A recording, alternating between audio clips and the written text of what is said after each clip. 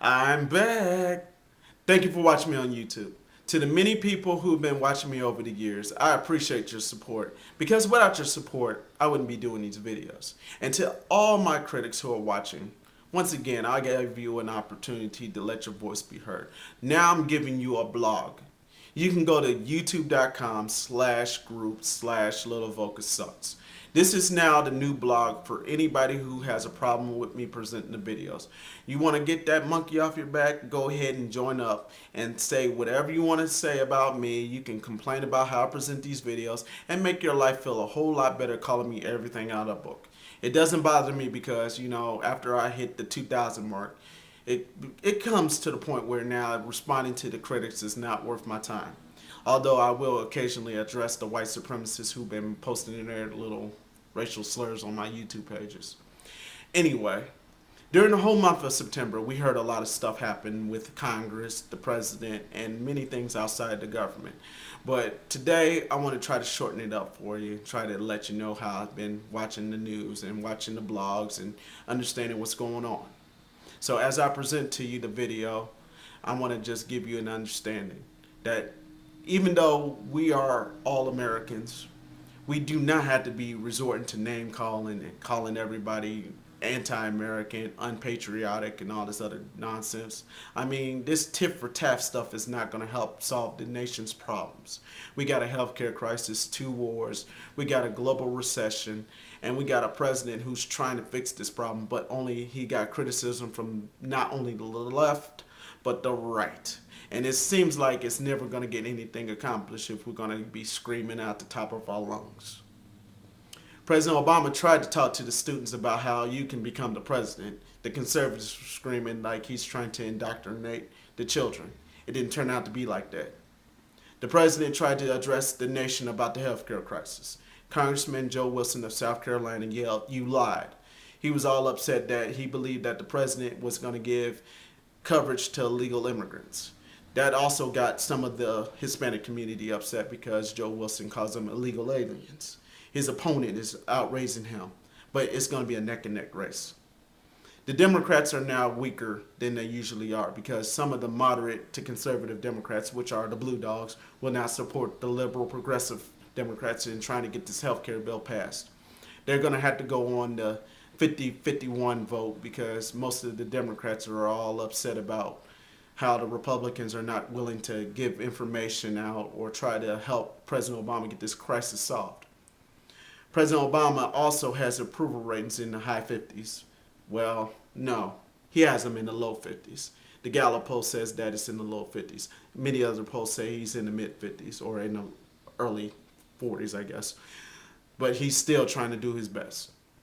Many of the conservatives went to the Tea Parties. Some of the Tea Parties were very controversial. Some of the liberal bloggers attended and tried to catch some of the most craziest conspiracies and some of the most outrageous signs. And they did prove successful because, the Tea Party protest was more like an anti-Obama protest. They're not only tired of the Democrats, but the Republicans as well. The Republicans are gaining momentum because these Tea Parties are becoming more of a threat to President Obama. Orly Tate's, the birther, her case was dismissed, and she could face a $10,000 fine if she doesn't drop her frivolous lawsuits. Let's see, the UN conference. The Liberian leader, Gaddafi, he spoke. Ahmadinejad of Iran spoke. President Obama spoke, and he got a thunderous applause because he wants to change the direction. On the Drudge Report, he put down New World Order. And now all the conspiracy nuts are thinking that President Obama wants to have a global takeover of the world. Of course, this is what conservatives are about. They got a bigger microphone. They got talk radio. They got Fox News. Fox News is now the mouthpiece of the Republican Party, and now they expose themselves by having that Tea Party protest be riled up by producers and that nosy guy, Griff Jenkins. Glenn Beck is now becoming more relevant than Rush Limbaugh. Rush Limbaugh was a thorn to Barack Obama, but now the whole rose bush is now Glenn Beck. Glenn Beck got Van Jones fired. He exposed ACORN. ACORN, that liberal community organizing group that helps people from foreclosures. They got caught by Hannah Giles and James O'Keefe, the producer, and Andrew Breitbart of Big Government and the Big Hollywood and the Breitbart.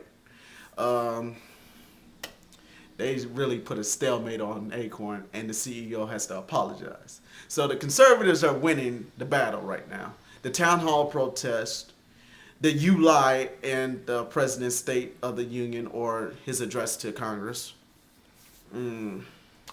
Talk radios and their ratings are going up. Fox News ratings are still high. But yet, all this screaming will never get anything accomplished. I'm sorry, I hate to say it, but the Democrats are weak. They're weak on trying to defend themselves against the Republican attacks. They're weak on trying to stop talk radio from distorting the message. They're weak. You know, President Obama was voted in an overwhelming landslide, but yet he got moderate Democrats and conservative Democrats who will not support him, and he's got the whole Republican Party, with the exception of 2 or 3, who probably would support him, but the rest of them wouldn't support him. This is what government is about. Government is about who's in charge. The president, Congress, state governors, city leaders. You got so many people out here upset about President Obama. You got many people upset about the Republicans.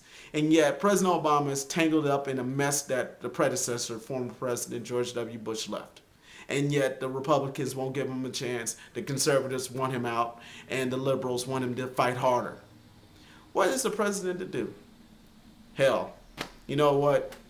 If I was president, maybe I'll listen, but it don't have to like you. It felt good to get that off my chest. To the many people who have been watching me on YouTube, you know, I just say what I want to say. It's an opinion. It's not factual. It's not trying to be blatantly honest. It's just how I see it. I'm calling it like I see it. The Republicans are going to win in 2010 if the Democrats can't get their asses together. If the Republicans can win on this no strategy, then the Democrats better beware, because the Republicans can take back the House. Congratulations to Mike Huckabee. You know, Mike Huckabee of Huckabee on Fox News. Got to meet him. He won at the Value Voters Summit. Thank you for watching me on YouTube.